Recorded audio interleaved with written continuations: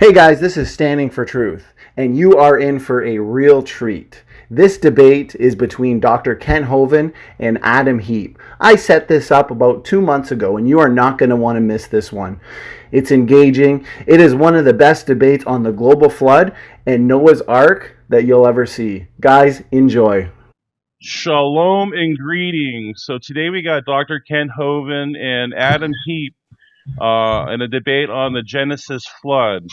So I'm going to let my buddy Standing for Truth take over from here.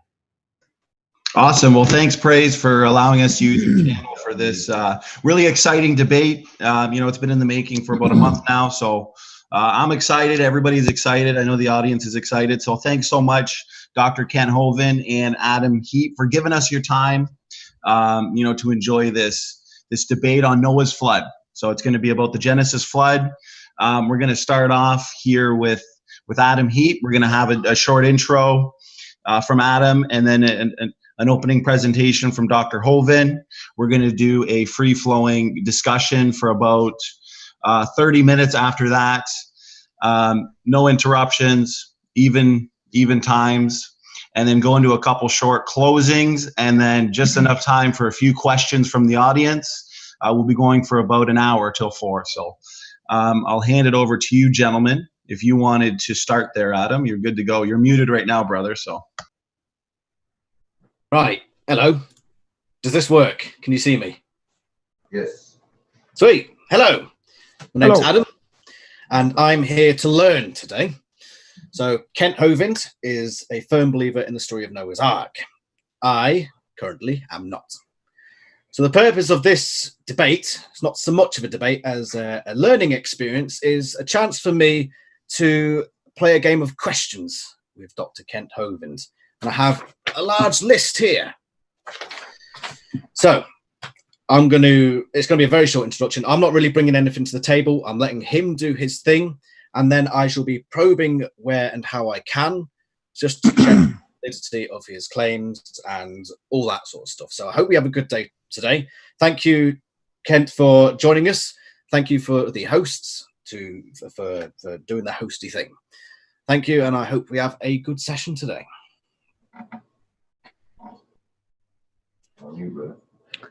That was it. Okay. Well, thank you so much for doing this. Adam, you have an accent here. Can you tell me where you're from? I am from Great Britain. Great. They still call it that. Is it still great? Is it? Oh, it's smashing. It should be called Cracking Britain. We have a Scotsman here who's shaking his head saying, no, it's not so great anymore, but okay. Well, they're Scottish. They do nothing but complain, so. Okay, I see. Well, if I understand it right, what we're supposed to be discussing here, debating or something, is the question, is the flood story true? Is Noah's Ark story true? Is the Bible correct? And thank you for doing this. And Adam, I was told your MS is in zoology and herpetology, the study of reptiles and animals. True is something that's in accordance with fact or reality. Would it be a fact, would it be reality that the world was completely flooded and one family built a boat and saved all the critters on the boat? That's what the story says in Genesis chapter 6, 7, and 8. So is it true? In accordance with actual state of affairs is the Webster Dictionary definition of the word true. Definition of true, something that is real, factually correct, accurate, or provable, as opposed to a lie. Apostle Pilate said in John chapter 18, what is truth? And by the way, most politicians still have no clue what truth is. Nothing's changed in 2,000 years. The Bible tells us to think about things that are true. And so I don't want to believe anything that's not true. And so if the flood story isn't true, I would sure like to know it. I'm very willing to be taught on this. Let me give you a quick history of where I think this all fits together. In the book of 2 Peter, chapter 3, Peter warned us that in the last days there would be scoffers who would come, who would be willingly ignorant that of how by the word of God the heavens were of old, and the earth standing out of the water and in the water. The Bible's pretty clear. When God made the earth, it was standing out of the water and in the water. What does that mean? Well, then it says, whereby the world that then was, being overflowed with water, perished. This world was destroyed by a flood. That's what the book says. Now, is it true? Well, the Bible says God sits on the circle of the earth and he stretched out the heavens. There are 17 references in the Bible to the stretching of the heavens, which explains the red shift and all that, but I want to get up to the part about the flood. I think to understand about Noah's flood and about the ark story, to find out, is this true, we first need to have an understanding of what the earth used to be like according to the Bible. Just like when you study any historical event, like World War II, why did the Germans attack England? Well, you need to know the background behind it. What happened? What was going on here? And so to know the background behind the ark story, you need to understand what was the earth like. It says in the Bible, the earth was formed out of the water and in the water.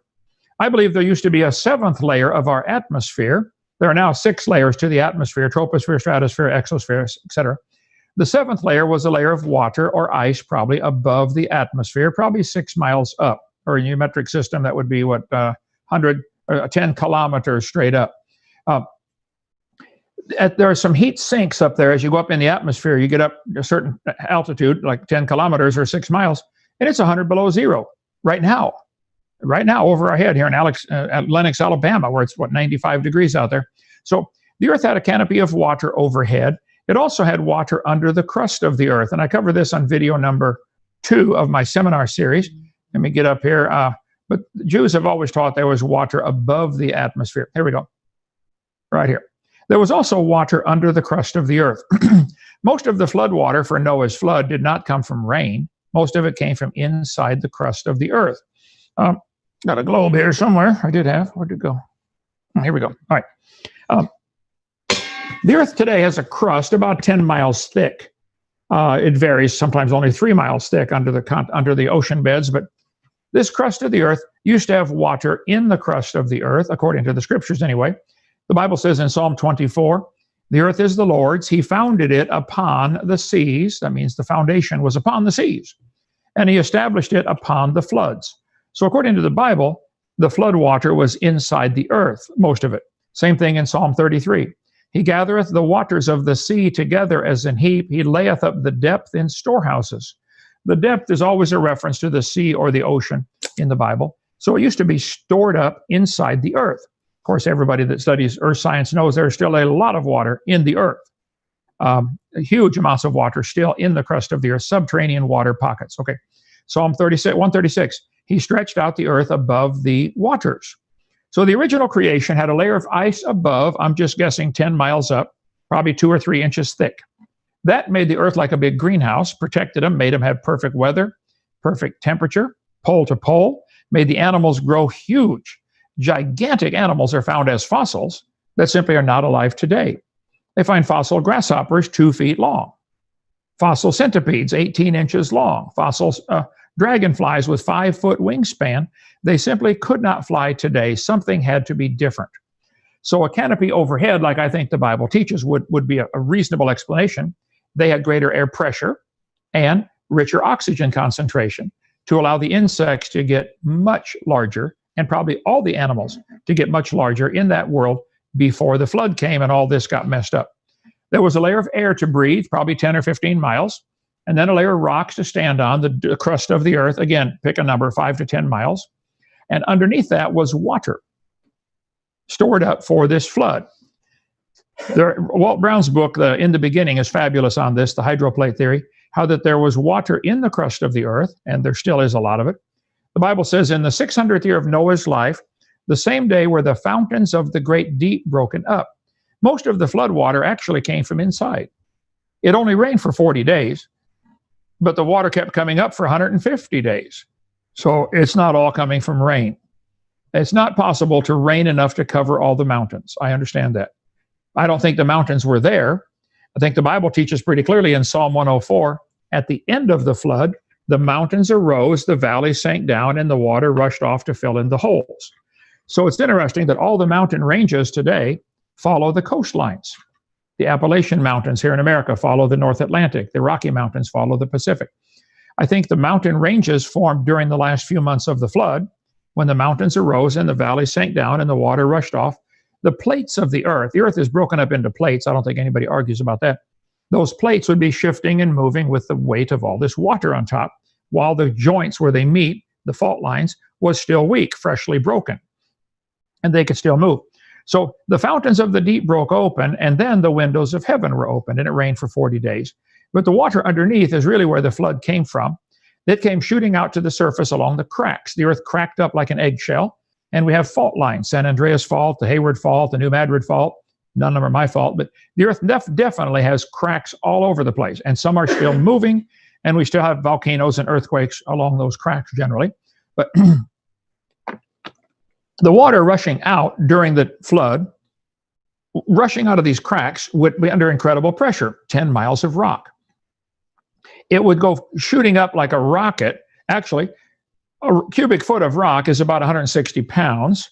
That's what, 65, 70 kilograms. This would put 30 tons per square inch of pressure, 30 tons per square inch on the water underneath. It would go squirting out like a, what's the name of that water pressure thing they cut steel with? Water jet. Water jet. They make a water jet that'll cut through solid steel. 30 tons per square inch would shoot rocks up into orbit. I think we are still hitting debris from the stuff that was launched off the earth 4,600 years ago during Noah's flood, 4,400 years ago. The other night we're out watching the shooting stars, and zip, zip, they go across the sky. We're still hitting the debris that that launched off of here. It's scattered in space, and we're traveling around the sun, and once in a while we smack into it like bugs on a windshield. So some of the rocks would launch up from the flood and come back and land on the earth right away. Those would be erased by the flood. You would never see evidence of those. Those that landed near the end of the flood would probably leave a crater, but then most of it filled in, depending how long it was exposed to water. Like the one in Quebec, Canada, 46 miles across, I think it is, the biggest crater on Earth known. That probably formed during the last part of the flood with a few weeks to go, and most of it filled in. And now it's just a circular lake. But the moon was probably shattered during this time, splattered with stuff coming off the Earth. The craters on the near side of the moon, the crater pattern is very different than the craters on the far side. This would be the stuff that shot past, got drawn back in by moon's gravity, and hit it on the backside. Earth has a lot of impact craters on it. You got some in England, I think, down near the southeastern tip of England. What's that, Cornwallis? No, it's the other side. Anyway, you have craters over there. Here's a Barringer crater in Arizona. I think this would have to be hit after the flood because it didn't fill in with sediments. It's still a big hole in the ground. The flood water escaping from underneath would cause the continents to slide back. Just like today, if you put 2 blocks of rock on top of a spring, move the rocks apart, all of a sudden the spring will bounce up in the middle, and the crust of the earth would do that. The subterranean world, the basalt layers, would spring up into the crack. As the crack gets wider, probably from simple erosion, from the water gushing out, as it gets to a certain depth or width, all of a sudden the bottom springs up. This happens in large mines all the time. They keep digging out the rock. As they get further and further back, all of a sudden the bottom of the mine buckles up just from the weight on the outside. It might be a quarter mile away, but it makes the center of the mine buckle up. You can study all that. So I think Walt Brown is exactly right. The crust of the earth broke. The water came out. The basalt underneath lifted up, causing the crust of the earth to slide away. As long as there's still lubricating water under there, it would eventually grind to a halt when it hits bottom. That explains why we have wrinkled mountains. It's no different than pushing a carpeting up into the wall. All of a sudden it begins to wrinkle up. Lateral movement of the crust of the earth would cause these wrinkled mountain patterns that we find around the world. The earth still has the fault lines on it today. I think all the evidence that we see from earth science and from geology points to the fact this earth was destroyed by a flood. They find fossils on top of Mount Everest, tallest mountain in the world. Petrified clams in the closed position. I think I got one here. Yep. When you get petrified clams in the closed position, you know it had to be buried alive. There's a place in North Alabama where they're 10 feet thick, millions of petrified clams, beds of clams, closed. You can go down to the beach 70 miles south there in Pensacola and find 1 million seashells, but you aren't going to find a matched pair, and you certainly won't find them closed. Had to be buried alive. I don't know of another choice. If you got a better theory, I'd like to see it. So the Bible says Noah built an ark, saved 2 of each kind on board. I'm not sure exactly what a kind is in every case, but 2 of each kind, probably about 4,000 kinds of animals, plus the birds, maybe another 1,000 kinds of birds, just guessing. had to be on that ark. Then after that, they have diversified now through natural selection and variation within the kind. They've diversified into millions of species, but that's different than kinds. So today, the Earth has ocean basins. 70% of the Earth is still underwater. So if someone asks, where did the water from the flood go? It's still here. It's in the oceans. Just the Pacific is big enough to hold every continent in the world. All the continents would fit in just the Pacific. The Earth today is 71% underwater. Only 29% is above water. And the part that's above water is only an average height of 2,300 feet or 2,600 feet, whereas the depth of the oceans averages 12,000 feet. So today, if you smoothed out the world, push all the mountains down, smooth it out, the water would be 8,000 miles deep, 8,000 feet deep, everywhere. 1.5 miles of water, completely covering the Earth. That water's still here. The oceans today are gaining salt as mineral salts wash off the ground from water and erosion in rivers. And the evaporation takes out the water only, leaves the salt behind. It's a giant distillation process. So the oceans are gaining salt every day, yet they're only 3.6% salt. At the rate they're gaining salt, you would say, hey, this could have happened in a few thousand years. I think during Noah's flood, all the world was fresh water. Noah didn't have to bring water on board. He probably brought babies of all the animals, about 6,000 or 8,000 different kinds of animals, onto the ark. He didn't have to bring insects because they don't have nostrils. So God told him to bring those in whose nostrils is the breath of life. And insects can survive a flood just fine. So the flood was probably all fresh water, had all the water they needed, and now it's gradually become saltier since the flood, and some animals have adapted to salt water. We now have freshwater alligators and saltwater alligators, or crocodiles, I'm saying.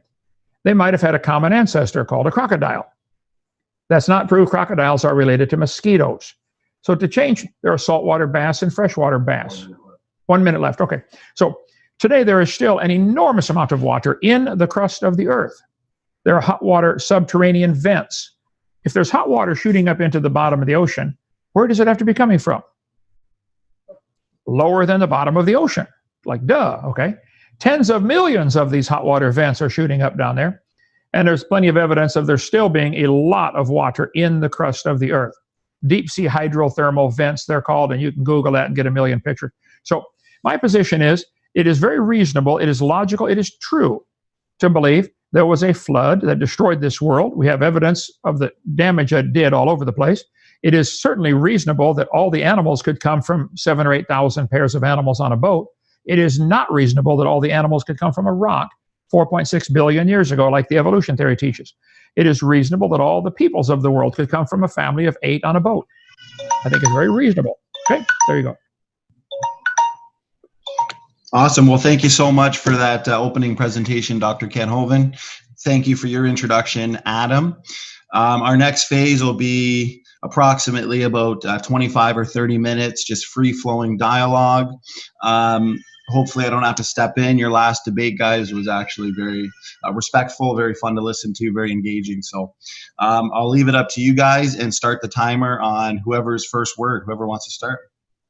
Adam, go ahead. Cheers, Ken. Interesting opening from yourself. If I could compare, if I was to say I had a carrot in the kitchen, and then one day I came home and the carrot was missing. There's the fact. The carrot has gone missing. I could throw out a what-if scenario. I could say the ghost of King Henry VIII came riding in on his horse and took the carrot. Well, it explains it because the carrot is no longer here. And ghost must exist. King Henry VIII existed. So it must be true. That's essentially what I'm hearing here. You're saying stuff and just applying your story to it, but giving no actual evidence to support the claims. One of the things that that was just a response to that. One of the things I want to do, I've got a list of questions here that stray a bit away from the geology. I don't know much about the geology. So if I could go over some of these questions that I've written, I'd love to do that, unless you wanted to continue with the stuff that you started with. Well, as far as your Henry VIII stealing the carrot story, I think you could probably list every person on the earth instead of Henry VIII. It could be anybody. But I think that'd be a poor analogy. I did give lots of evidence. Okay, it is a fact. Fossilized clams are found all over the world, including the top of Mount Everest, and they're in the closed position. This is a fact. I don't think anybody argues with that. The flood story is a reasonable explanation for that. There are features like Grand Canyon here in America, where the top of the canyon is 4,000 feet higher than where the river starts cutting. The river starts cutting the canyon at Page, Arizona, and you can Google it. It's got an elevation of 2,800 feet above sea level. Well, the top of the canyon is 8,000 feet above sea level. Rivers don't flow uphill. Grand Canyon is a washed out spillway from a giant lake that drained. Go ahead. What I mean by evidence is a collection of facts that point only to one specific explanation. That's what I meant by the King Henry VIII thing. It explains it, but there's no actual evidence to support that explanation. It's the same with yours. I mean, with the clams, there's all sorts of explanations for why that happened. Why is it your flood specifically? Well, okay, I would like to hear your other explanations for the clam, but before we get there, keep in mind, we are not demanding that our explanation be taught in the schools at taxpayer expense. The evolutionists are demanding that we all pay to teach their explanation at taxpayer expense. I don't think there's any evidence at all that any animal has ever produced any other kind of animal. There is no scientific evidence that a dog ever made a non-dog or came from a non-dog. But yet all of us are being forced to pay for that religion to be taught in the schools. If we were all forced to pay, Henry VIII came and stole your carrot, I think everybody would object. Should we pay to teach gravity in schools? Your religion. Should we teach gravity in schools? Say, I didn't understand that. What now? Should we teach the theory of gravity in schools? Can you hear me okay? Well, yeah, there's plenty of evidence for gravity. I can show it. I can demonstrate it. We can measure it. 9.8 meters per second, 32 feet per second. I think we can demonstrate it. Can you demonstrate? Can you give me an explanation? Can you show me any animal producing a different kind of animal? That's the topic for another debate, unfortunately, because we are. Well, my point is, the flood story is a reasonable explanation, but we're not demanding that it be taught at taxpayer expense. So the burden of proof is not on me. You guys want to demand that we all teach your religion of evolution, and I think that's unfair and probably illegal. But we're not talking about evolution in this debate. We're talking about Noah's flood. Can I ask my questions? Noah's flood. How did the clams get on top of Mount Everest, Adam? What is your explanation? Petrified in the closed position? I'm here to listen to your explanation and decide whether I gave you mine. or not. I gave you mine. The world was flooded, completely flooded. During the end of the flood, the mountains lifted up and the valley sank down, and so the mountains formed in the last part of the flood. Psalm 104 tells us that. That's a reasonable explanation. We have the clams on top of the mountain, and they're closed. And this doesn't happen any place in the world today. In nature, clams die all the time by the millions, but they don't ever petrify in the closed position. It's hard to get animals to find animals petrifying at all anywhere. But petrified fossils are found in the ground by the billions and maybe even trillions. Fossils are found. They're not formed. How many animals died today in the world or yesterday? And none of them fossilized. The buzzards dragged them all over, the coyotes, the ants. And fossils simply don't form. We never see fossils forming. And yet we find them in the ground by the billions. What's your explanation for fossils at all? My explanation for fossils is that it's a process of I don't usually do fossilization, so that's not my field. But there have been billions of years for this stuff to happen, and it probably still is happening today. You're sure there have been billions of years for it to happen? Pretty certain. Okay. Well, we don't see it happening today at all. So I don't think billions of years is going to help, okay? If I told you if you kiss a frog, it'll turn to a prince, I think we would all agree that's a fairy tale. But it sounds to me like you believe if we wait billions of years, the frog will turn into the prince on its own. I think it's still a fairy tale. It's not true. There's no evidence for that. There's no evidence of any animal. Can we keep this on Noah's flood, please? Okay, sure. Noah's flood, the story says, God told Noah, two of each kind are going to come to you, save them on the boat. Afterwards, they got off the ark and spread out, probably from the country of today, Turkey. They could have easily gone everywhere in the world while the crust of the earth was more exposed, just by lowering the oceans a few hundred feet. It connects everything. I mean, the water between Vietnam and Australia, this water is only 30 feet deep, the width of this room. That's the depth of the water generally in here. So lowering the water 100 feet would connect everything. So animals could easily get off the ark in Turkey and over 100 years walk anywhere. So I think Noah's flood is a really reasonable explanation for why we have billions of fossils, for why we have layers and strata to the earth. During the flood, the moon would be pulling the water up, the high tide, and in order to keep that bump full as the earth turns, the water has to rush sideways to keep the bump full at the same speed the earth is turning. Well, here in Lenox, Alabama, 31 degrees north latitude, we're turning nearly 900 miles an hour. Water going sideways at 900 miles an hour would explain why we have gravel that is rounded off. It was in a big rock tumbler. It would explain why we have layers, stratification. Noah's flood is a very reasonable explanation for why we have stratification, for why we have petrified trees in the standing position connecting all these layers. Okay. I'll show you pictures if you'd like. Is it right if we move on to my questions? I've been begging. I've been actually gagging to go over these questions. I thought you wanted Noah's flood. Go ahead. What's your question? Yeah. So I've got a series of questions. The first one being very simple. How big was the ark? According to the Bible, it was about 515 feet, 300 cubits. And a cubit is elbow to fingertip. Mine's 20.2 inches. The standard Egyptian cubit is 20.65 inches. Everybody's cubit would be a little different. But according to the Bible, it'd make it about 515 feet long and about 85 feet wide and about 57 or 52 feet high, I believe, in 3 stories, 3 floors to it. Would you agree that would probably be the largest wooden ship ever built? At the time, yes, it would be the largest that we know of. Of course, according to the Bible, the people before the flood were living to be 900 years old. You could learn a lot in 900 years.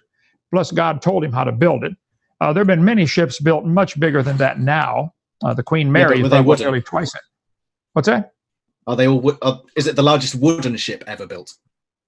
There was a wooden ship built about that big. They had trouble sailing it because it had 6 sails, 6 masts, and the wind hit them at different speeds and twisted it, and it kept leaking. Of course, Noah's Ark didn't have any sails or masts. It wasn't designed to go anywhere. There's no place to go. It was only designed to float. So it'd be more like probably a barge of some kind, float and land. It's only two. All it had to do is float, protect its cargo, and land. It didn't have to go anywhere. No sailing, subject to stresses of sailing would not be affect Noah's Ark. Okay. How many animals were on the ark? And considering I picked up some quotes here from the Bible, Genesis 7:2, of every clean beast thou shalt take to thee by 7s, the male and his female, and of beasts that are not clean by 2, the male and his female. Considering later on as well, Noah decided to scrap that idea and just brought 2 of each. Which is the right one? Is it 7s of some and 2 of others, or is it just 2 across the board? Well, you just read it. It says that couldn't be more clear. There were 7 of the clean animals and 2 of each of the unclean. There are 2 theories about the clean. One is he took 7 pairs. The other is he took simply 7 animals, 7 clean, and then after the flood, Noah sacrificed some of them, which of course would wipe out the species if there's only 2. So the Bible there's no fuzziness about what it says. It says 7 of the clean and 2 of the unclean. Now then it goes say on to say 7:8 of clean beasts and of beasts that are not clean and of fowls, etc., etc. They went in 2 by 2 onto Noah into the ark. Correct. That's what it says, and that's, I believe, what happened. You just said it was 7s of the clean. You just said it was 7s of the clean. Okay. I said there's 2 theories. Some people say it's 7 pairs. Some people say just 7. These are both in the Bible, and it's contradictory. It's not contradictory. He brought 7 of the clean. Of clean beasts, etc., etc. They went in 2 and 2. Chapter 7, verse 8. Of clean beasts, and of beasts that are not clean, and of fowls, and of everything that creepeth upon the earth, there went in 2 and 2 unto Noah into the ark. Okay, if there are 7, are there at least 2? There were 2 of each kind. There were extras of the clean. I don't think anybody reading that without any prejudice would see a contradiction there. They would say, oh, this is no problem. He brought 2 of every kind of animal and 7 of the clean. That's what it says. Okay. Let's move on then. All right. The Bible states that 2 of every sort will go onto the ark. What is a sort? That's a great question. Carolus Linnaeus decided to classify animals, which is what your MS is in, zoology and herpetology. We have a classification system that we've used in the last 400 years based on kingdom, phylum, class, order, family, genus, species. I don't think God cares about our classification system. He divided the animals up into their sort or kind. That phrase is used 20 times in the first 7 chapters. They would bring forth after their kind or bring forth after their sort. So I think in most cases, a 5-year-old could tell you if 2 animals are the same sort of animal. I think a 5-year-old would know that a dog and a wolf are the same sort or same kind of animal. And I think probably a 3-year-old would know a dog and a mosquito are not the same kind. So I think 99% of the cases, it's a no-brainer. Now, there are some difficult ones, even today in classification. If your degrees in herpetology or in zoology, you would understand. People today argue about which family or which genus a certain animal goes into. There is still a huge amount of argument about speciation. Which species is this, and giving it the proper name. And sometimes they have to bump them around and move them around to a whole new class or a whole new family or genus, maybe not an order. I don't know how far it goes. I would just guess that the Bible term kind or sort is probably somewhere along the line of family, according to our current classification system. So there's no distinction between the two? Between kind and sort? Yeah. I don't know of any distinction because the words are used interchangeably in the flood story, especially in Genesis 6 and 7. Kind and sort appear to be the same meaning of the same word. Okay. So have you got any definition for either of them? Any definition for what now? For either of them, sort or kind. Well, that's what I just got done telling you. I think that, do you have a definition for the word species? Yeah. Well, we produce have fertile offspring. Well, are dog and a wolf different species? Dogs are wolves. Canis domesticus. That's a nonsense question. No, it's not a nonsense. Why are they named? They have a different species name. Canis lupus, Canis domesticus, Canis coyotes. They're different species, but yet they can interbreed. Can you give me an airtight definition of species that never has an exception to it? That never has an exception to it. Well, that's quite difficult because once you get into like certain bacterias, they don't reproduce in the same way. So you can't really do it across the board because things work with different organisms. I agree. But the majority, like your terrestrials and your vertebrates and your invertebrates, it tends to be pretty obvious with some exceptions. That's exactly. Adam, you're making my point for me. That's exactly correct. It generally tends to be obvious. I think it's obvious to a 4-year-old what the same kind of animal is. I bet if you give me 1,000 pictures of animals, we got a 3-year-old on the campus here. Just turned 3. I'll say, Abby, would you please sort these? Which ones would you say are the same kind? I bet she would get 95% of them. And I bet her 5-year-old brother would get probably 98% of them. So even today, and this is true. So you say that 3 and 4-year-olds can do it. Okay. So if it's that easy, let's have a definition. It is those that they could originally bring forth after their kind. How would you decide that? How would you research that? Today, Alaska rabbits cannot breed with Florida rabbits. They have diversified. They're still rabbit. The Florida rabbits can breed with the Minnesota rabbits, and the Minnesota rabbits can breed with the Alaska rabbits. But the rabbit family has diversified to where some of the branches are no longer interfertile. Mm-hmm. They probably could be induced, in the laboratory or something, but there's enough differences in the cold weather rabbits and the warm weather rabbits that they generally won't bring forth. But so in the original creation, they could all bring forth the same kind. I think a dog and a wolf can bring forth offspring. I think a dog and a mosquito cannot. Neither can a dog and a whale or a dog and a pine tree. So I think in 99% of the cases, it's sort of obvious, like you said, what the same kind of animal is. Now, why would you pick at this straw, strain out this gnat, and swallow a camel? Do you believe mosquitoes and whales are related? You have an MS in zoology. Are mosquitoes and whales related, Adam? I'm a bit... You haven't actually... You've given me examples, and they're vague at best, but you haven't actually given me a definition. You say a 3 or 4-year-old can tell what a kind is, and yet you haven't given a definition for it. I did. I said they could bring forth. Originally, they could bring forth... That's what species is. There you say originally, but that you've told me... You've given me a vague example of, we think that rabbits are all the same kind, but that's not actually evidence. So you need to have an actual definition that we can work with today to bring results. Hold it. I need to have an absolute definition. Adam, I'm not making. No, I didn't everybody say pay for my absolute. I theory didn't to say absolute. I didn't say. Okay, yeah, you did say absolute. Okay, but I'm not forcing everybody to pay for my theory to be taught. You think we should all No. Don't change it again. Don't do that. I want a definition of sort and kind that we can work with today to decide. I'll tell you again for the third time. Write it down this time. Those that originally could bring forth are the same kind. Now, how do you test that? A definition has to be something that you can test as well. You can apply things to. If I was demanding for my theory to be taught in the schools, then I would have. Don't do that again. Don't do that again. Stick on the topic. Kind of sort definition. Adam, I want you to see the hypocrisy of what you are doing. You think everybody should teach evolution, don't you? It depends where it's happening. If it's a PE class, I don't think it should be taught there. Okay. Should all the kids in public school science classes be taught that evolution is true? I think they should be taught its current science, not scientific knowledge.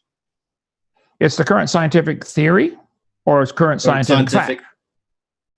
Well, there are facts within evolution. A culmination of facts brings about a theory. I see you're reluctant to answer You're the trying question. to move away from the fact that I'm trying to get you to give me definitions that actually work. I can see that you're trying to get me away from it and try to turn it back on me. But we're not talking evolution. This is Noah's flood. We're not talking about evolution. Okay. I'm showing the hypocrisy. I'm not asking everybody demanding everybody pay for mine to be taught, but I'll give you a definition. The Bible says they will bring forth, i.e., have babies, after their kind. Do you know of any exceptions where any animal has ever brought forth something that was not the same kind of animal? Well, how can I do that if you haven't given me a definition of kind? How can I give you an example of something that's changed kind if you haven't defined kind? I'll give it to you again. If they can bring forth. Let's look at all the babies in the world today, of anything, plants or animals. Are they the same kind as their parent? Do you know of any that would be considered a different kind? What's the best example you know of? You haven't defined kind, so how can I answer? Well, look at the baby, look at the mama. Is this going to come out to be looking and working and functioning the same way as the mama and dad? I think it's the same kind of animal. Not the baby's born without legs. What now? Are there babies born that are not the same kind as the parents? You just said if it functions the same as the mother. Well, if a baby's born without legs, then it doesn't function the same way as the mother. You haven't defined kinds. You can't ask me to give you an example of kinds, given something that's non-kind, when you haven't given me the definition of kind itself. I've been asking you for the last 10 minutes to give me just one definition, and you've failed to do it. I've given it to you 6 times. Pay attention, son, or you're going to. Pay attention, son. You're going to flunk my class if you don't pay attention. They could originally bring forth after their kind. If they could bring forth, that's the definition. Can they bring forth? Can they produce babies? Can a pine tree and a whale make a baby? Can a pine tree and a mosquito make a baby? Can a bearded dragon and an iguana? Can a bearded dragon and an iguana? Iguana? A bearded dragon and an iguana. No, that's a good question. How about a royal python and an anaconda? I don't think an anaconda and a bearded dragon can make a baby. What about royal python and a European adder? No. There are about 60 or 80 different families within the snake category. Maybe it's more, maybe it's 100, but certainly there are not millions. I think all the snakes in the world could probably be put into 100 different kinds. How do you know that? I'm just picking a number for sake of the argument here. We can look it up exactly. What gives you that number? What gives you that number? Why do you settle at 100? Well, it's reasonable to work with. It's reasonable to work with. Do you think a snake and a elephant can bring forth a baby? Why are you bringing an elephant into this? We're talking snakes. I'm trying to get you to see how stupid the evolution theory is. It's retarded. And here we are all paying for this to be taught to everybody, and it's insanely stupid. It is not true. I'm defending the flood story as being reasonable. It is reasonable to believe God made animals to bring forth after their kind. Noah brought them onto the ark after their kind, and today they're still bringing forth after their kind. That is very reasonable. I think I win the debate. That was the purpose of the debate, to defend the Bible story. Show me an example where any animal brought forth something other than its kind. So you said kind was it brings forth after its original kind. How do you find what the original is? I've told you 7 times now. Son, I think you flunk. Okay, take the class again. If they can bring forth, they are the same kind. Here's Webster's dictionary. kind, sort, variety, class, a natural group or division. Did you say, could the animals be naturally divided into division into birds and reptiles? They could be naturally divided. Could they be divided with fish? Can fish be divided away from birds? Can they be naturally divided? Can I give you an example of a, have you ever heard of Morganucodon? Which is a... I can't understand you. Example of what now? Morganucodon. It is a... I didn't hear you. It's a reptile. Morganucodon.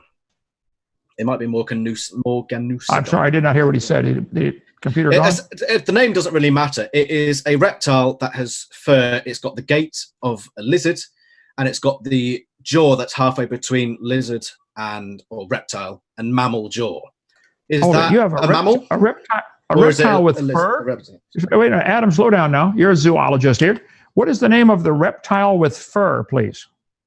Morganucodon. How do you spell that? Morgan. You know, like the name Morgan. Okay. U-C. U-C? Odon. So yeah, O-D-O-N.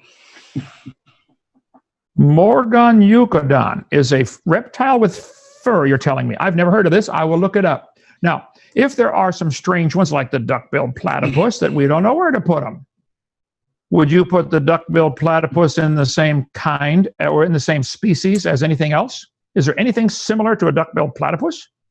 Or is it put it in the same species as anything else? Well, no, because it's a species unto itself. It's a species unto itself. Very good. So we can classify animals. How do we classify animals at all? If evolution is true, there should be a blended variety from the amoeba to the whale with everything in between. Why can we even classify them at all? Noah's flood story is very reasonable to answer that. They came onto the ark after their kind. They went off after their kind. They've been making babies after their kind ever since. Okay. How do you classify red and green? Good question. Take the color spectrum and classify red and green and make it distinguished. Right. Somebody has to all the scientists have to get together and agree this frequency will be called green. If it varies too far from that, we'll have to call it something else. But there's probably a blended infinite number of colors between our 7 colors we've chosen to set as the standard: red, orange, yellow, green, blue, violet. So indigo violet. So I think we have set standards for saying this is red, a certain frequency, but there's 10 million shades of red, and they gradually fade into the other colors. I understand. Exactly. Gradual fade, now, right. Adam, we get back onto Noah's flood now, please. Do we see the same blending between elephants and snakes? Where is the animal that's 96% elephant? Where is the animal 96% elephant? If possible, I think we've strayed off topic. Could we go back to Noah's flood? I'm just going to You don't want to answer that question. You made up the color story about the red and green. I'm asking you, where is the animal that is 96% elephant? If you can answer that question, Adam. Well, I can show you a color that's 96% green. No, you can't. I could show you there's a blending between green and red. I don't think you can show me a blending between snakes and elephants. I think you're making it all up. I think it's a stupid theory. And then I'm just going to step in real quick here. So looks like you've, on your question, Adam, about kinds and related questions to that, looks like we spent a while on that. I've got some things written down from Dr. Hovind's opening presentation. We've got exactly 4 minutes for the discussion portion. Do you have any objections to anything that Dr. Hovind said in regards to the canopy, fossils, the evidence that he gave for a global flood? If we want to spend the last few minutes on those things instead of kind. I'd like because I've only gone through like 3 of the 20 questions I've had. So if I just get some quick answers to some of the other questions. Okay. That's why I'm trying to get it back. So I've worked hard on these questions and I've hardly been able to get any of them. Of course, yep. And take as much time as you need if you want to ask your question and not spend too much time, I guess, arguing on one question. Go ahead. Yeah. Okay. Right. So, Kent, how long was the vessel at sea for? The battle at sea? What is that? Oh, no, the vessel at sea for. Well, according to the Bible, Noah got in the ark and then a year and 2 weeks later got out of the ark. However, it says in the 7th month, it landed. It took 5 months for the earth to dry out or the water to run away or the crust of the earth to quit shaking around. So Noah was at sea for probably about 6 or 7 months. Right. Okay. Okay. Yeah. How did Noah account for lull and roll of the boat? Because I imagine there's probably a lot of turbulence, water turbulence. You probably got at least a sea state 8 or 9 throughout this whole thing. How do we account for lull and roll of the boat, considering that keels weren't invented until the Vikings? Well, if you study what they have discovered in Turkey that they're claiming is indeed Noah's Ark, let's see, it's on part 3 of my story. They have found 12 giant stones. They call them drogue stones, D-R-O-G-U-E. The drogue stones apparently were held under the boat hanging by ropes. Let's see, the Ark, I don't know where that is. I have to find the slides if you watch my seminar series. But they found 12 of these rocks. They weigh about 9,000 pounds apiece. They apparently were held over the side of the boat hanging on ropes. Drogue stones, they're called. I'll show you pictures. If I had the question earlier, I'd get ready for it. But what would happen if you had rocks hanging around the boat, big rocks hanging on ropes, the wind would automatically turn you perpendicular to the waves. You don't have any roll because you're facing the waves head on. It's called a drogue stone. These have been found. They're in the museums over there in Turkey, where they have the Turkish government built a visitor center where they claim Noah's Ark is, what the remnants of it. If you watch my video number, here it is right here. Video number 3, the drogue stones, slide number 148, 148, enter. This is one of the drogue stones here. The Vikings carved crosses on them when they came through there. Not the Vikings, the Crusaders. They said, man, this is from Noah's Ark. These rocks weigh about 9,000 pounds, 4,000 kilograms. The hole in the top is larger in the center than it is at the exits on both sides. Apparently, there was a rope through there with a knot in the middle, so it can't chafe the rope and go back and forth. Ships today in the Sea of Galilee, use drogue stones to hang them over the side of the boat. During stormy weather, drop the rocks down in. It stops the roll from happening because the rocks create drag, effectively a sea anchor. Here's an example of what it might look like. If it gets really windy, the boat would be automatically turned perpendicular to the waves. You hit them head on. So there is no roll at sea with a boat with drogue stones. Simple solution. I mean, people today can figure this out. Noah was 600 when he built the boat. I'm sure he figured it out, and he did it under the instructions of God. So the answer to your question is there were probably big rocks hanging all over the boat, drogue stones, they're called, and that would prevent, there was no roll.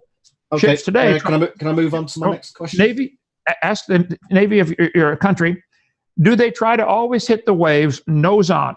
Of course they do, because you don't want the roll. So Noah didn't have to have any steering mechanism at all. The wind is going to cause the waves. Waves are always perpendicular to the wind. And so by having the side of the boat itself catch the wind, it's going to turn it perpendicular. It's going to hit them head on. There will be no such thing as roll on the Ark. Okay. Moving on then. What was the next question? So I've mentioned water turbulence. Obviously, what would the water turbulence be like? What would be the sea state? I didn't understand that. I speak American, not English. But what was it? What would have been the sea state?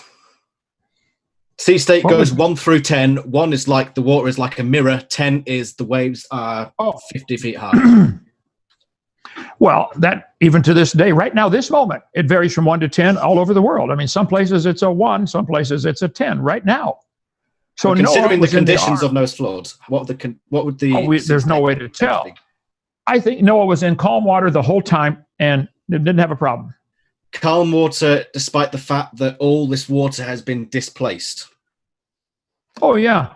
There's water when they had the earthquake in Indonesia in 2004, all the landslide underwater made a huge tidal wave that killed 250,000 people. We didn't feel a thing in Pensacola, Florida. Wait, so you said earlier that the water was jetted so much that debris was flung into space.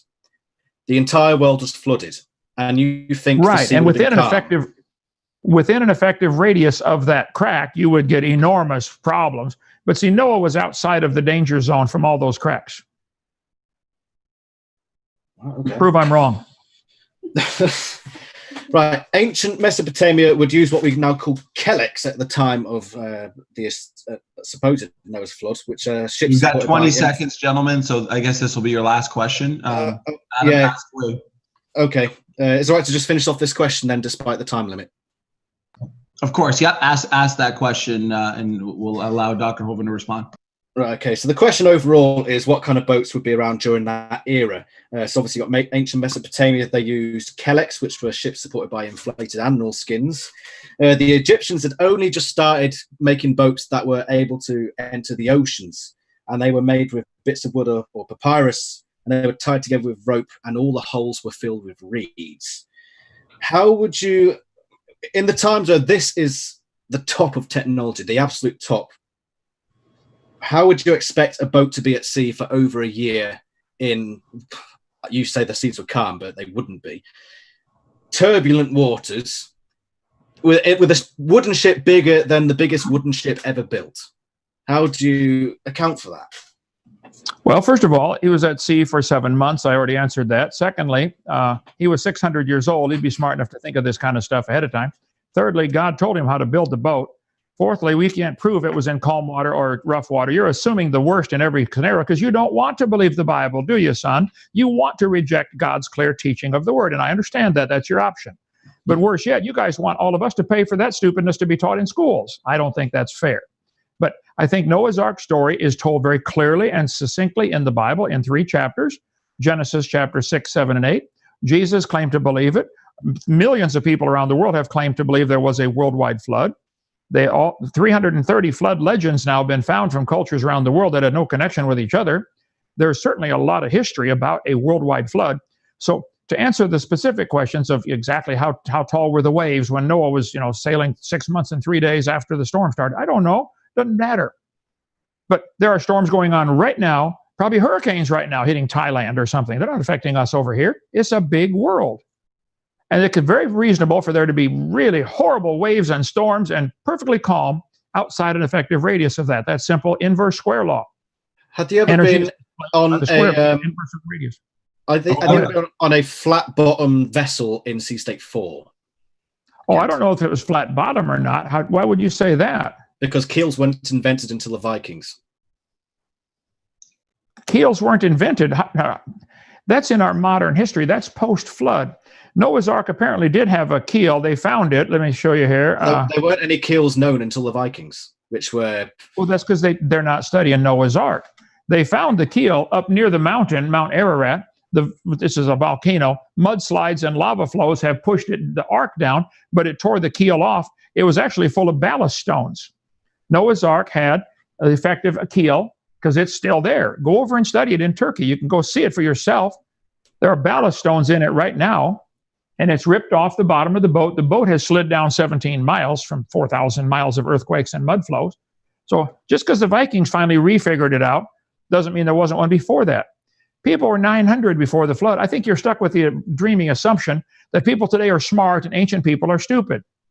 That's starting with the wrong premise. Ancient people were smart. We can't build the pyramids today. We can't lift a 2,000-ton stone up in the wall of Machu Picchu. We have no way of lifting it. They knew something we don't know. And I'm just going to stop it there, gentlemen. I think that's the perfect way to end the discussion. We're going to go right into your quick closing, Adam, just a minute or two. And then Dr. Hovind, same thing. Thanks so much for the discussion. Very engaging, a lot of fun. Audience seemed to enjoy. And then we're going to go into a really quick question and answer before this hour is up. We've got 2 questions for each of the debaters, so it'll be nice and quick. We'll start with you, Adam. You've got a couple minutes. Say what you need to say, and then we'll go on to Dr. Hovind to give his final thoughts as well. Thank you very much. There are a lot of questions that I didn't get to go over. At various points, he tried to bring it onto evolution when I made it clear at the start. That's not what we were talking about. We were talking about Noah's flood. And every time he got cornered, he said, well, I'm not the one pushing for this to be taught in schools, which is a bogus defense. It's not even a defense. It's just trying to avoid any sort of answer. I could have gone over things such as what did Noah do about the insects? I mean, the Bible verse said that everything that was living was destroyed on the earth apart from that which was on Noah's boat. I didn't get to answer that question. What did everything eat on the ark? What did they drink? Where would this be stored? Because obviously on a boat, you'd need it to be central. You need everything to be central. Where's all this weight distributed? Did anything get sick on the ark? When Noah made the sacrifice of an animal after they landed, did he wipe out an entire species?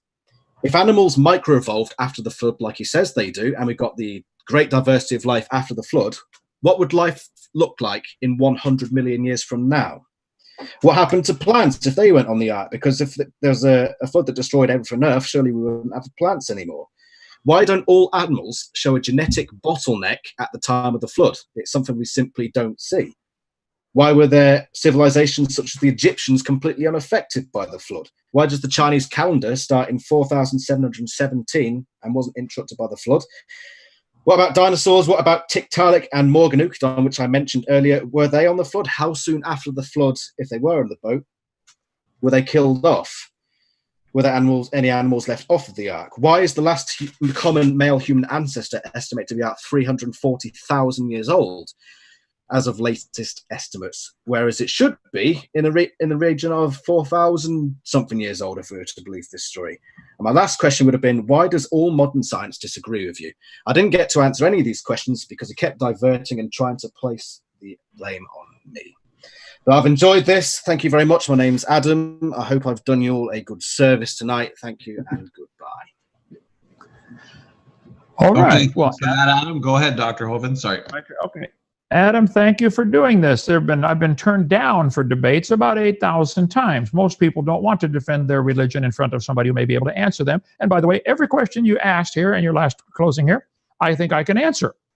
And let's do this again sometime. And let me get the questions ahead of time, and I'll put a slide presentation. I answer all of them in my seminar series, which you can get from drdino.com, D-R-D-I-N-O, or you can call 855-BIG-DINO. Go to extension 1 and get my whole series of tapes for $50. It's 18 hours. After you watch it, you can return it and get your money back, minus the shipping. I don't know anybody who does that. I mean, we're trying to win the war. So all these questions get now. Adam, I guess I would have a question for you. If all these questions could be answered satisfactorily with a reasonable, logical, scientific answer, would you then say, wow, the Bible's true, I'm going to accept Jesus Christ as my Savior? Or would you go around looking for 50 more questions? If you're a hypocrite, you would keep looking for 50 more questions because you wouldn't want the truth to be known. But if you're really sincere, honest, intelligent individual, you'd say, okay, wow, there is an answer. I think I'll accept what the Bible says. I think the Bible clearly teaches there was a flood. There's no question about that. Jesus certainly believed in it. He quoted it many times. There are 350 flood legends around the world. Something had to happen for there to be a legend like that. 70% of the earth is still covered by sedimentary rock, which is flood-borne sedimentary rock. Rounded gravel worldwide. I'm in a gravel pit here. We have billions of rocks. They're rounded off. Rock tumbler, Noah's flood. The ark has been found. They've studied it. They've measured it. They've looked at it. It's made of 3 layers of laminated wood, about 4 or 5 inches thick. There are polystrata fossils found all over the world. Petrified trees standing up, connecting all these layers. We teach all those layers would form in one flood. Get a jar of water, add sand, gravel, rocks, mud, and shake it up. It'll settle into layers in seconds in your hand. Hydrologic sorting would happen because of Noah's flood. There's enough water on the earth right now to cover the earth 1.5 miles deep. It's not a question of is there enough water. During the flood, it was probably all fresh water. It's gotten saltier since then. Noah didn't have to bring water on the ark. They could drink out of the ocean. Time's up. Oh, rats. A Chinese calendar. I'll get to all of them next time, Adam. Hang in there. But remember, if I answer them all, I want you to get converted, okay? Awesome. Thank you so much for that, Dr. Hovind. Thanks so much for a great debate, gentlemen. So we're just going to go into a really, really fast-paced Q&A here. I've got 2 questions for each of the debaters. So I guess I'll start with Dr. Hovind here. The question for you is, how does Kent explain the ordering of the fossil record? For example, no whales in Cambrian layers. Well, I would say, first place, there is no such thing as a fossil record. There are fossils, billions of them, possibly trillions. Fossils indicate rapid burial. The bones are still articulated. They didn't get dragged around by the woods, by the coyotes and the buzzards, etc. So there is no fossil record. It is us putting our interpretation on them. If there's any sorting at all, and it's not a clear sorting like they would like you to believe, I think you would generally find birds on top, because birds are the last ones to drown, and when they drown, they have hollow feathers and bones, and so they're going to float to the top. I think we generally would find clams at the bottom, because clams are already at the bottom when the flood starts, and they have solid shell, and they're heavy, and they can't run very fast. They're going to be the first ones buried. So I think if there's any sorting at all, in some areas there is sort of a sorting. It's based upon body density. It's based upon mobility or intelligence. I think if you Google what is the body density of the average reptile, you'll find it is different than the body density of the average mammal. So they're automatically going to be sorted by density. Hello, it's simple physics 101. Of course, things are sorted by density. So I think if there's any sorting at all, and it's not like they would like you to believe the fossil record and the geologic column, if there's any semblance to it, it could easily be explained by a Noah's flood. A worldwide flood would answer all of that without a question. Okay? Thank you. I appreciate that answer, Dr. Hovind. So this question is for Adam. How does Adam explain the existence of living fossils, for example, the coelacanth and the Wollemi pine? Go ahead. Well, when something is suitable to its environment, then there's no pressure for it to change. You see this in a lot of body forms, like fish, for example. Fish have been around for many, many years. And it's as simple as that. If there's no need to change, then there's no need to change. Sometimes things will diverse a bit and then come back into the previous environment and go back to what they were before. It's when they enter new environments or new situations that they'll start to see the change. So, of course, you're going to get some creatures that spend the vast majority of history in very, very similar environments, either because those environments are large and don't change very much, or because those environments can just shift and the animals can follow. Of course, there are different examples. For example, when you get an island splitting off, or animals landing on an island, say from the mainland, that creatures adapt much quicker because they're in different environments. That's my answer to the question. Okay, thanks, Adam. I appreciate that. Next question, I'll just read this word for word for Dr. Hovind. The questioner in the audience asks, in the Bible, how can the first day and second day be literal days when the sun and moon were made on the fourth day and evening and morning were made on the first day? Well, great question. If the sun disappeared right now, blew up, left the galaxy, left the universe, we could still have a 24-hour day because it's how long Earth does Earth take to spin around one time? That is a day. A day is defined as one spin of the Earth. Whether there's a sun or not doesn't matter. Now, it just so happens that half of the day, 24-hour day, is lit up. We call that day also, daylight. Half of it is dark. But it could be one spin of the Earth in relation to anything. The Earth could be spinning in relation to the pole, some star someplace, or in relation to anything. I think God purposely made the sun later in the creation week. It's only a couple days later. It's not a big deal. He purposely made the sun later so we would know not to worship it. It's just a necessary object. Oxygen's necessary too. You got to have it, but we don't worship it. Water's necessary, but we don't worship that either. So the sun is neat. I'm glad we got it up there, but it's not something we should worship. And most cultures of the world have fallen into the trap of worshiping the sun of some kind, like the atheist Aaron Ra, the sun god, he calls himself. So I think God made it later just so we'd know not to be so stupid as to worship the sun. Awesome. I appreciate that, Dr. Hovind. So we got the final question here for Adam. Adam, the question is, how does Adam explain the sediment layers and that we see quick or no erosion between layers and we see complete rock layer sequences deposited rapidly in abrupt succession? Go ahead, Adam.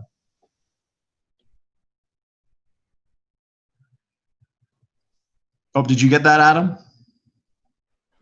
Are you on mute? Sorry, I was on mute. I was just in the middle of saying I am not a geologist. I have no idea. I don't know how rocks work. I do not know how rocks work. So if I said anything, it would be ignorant.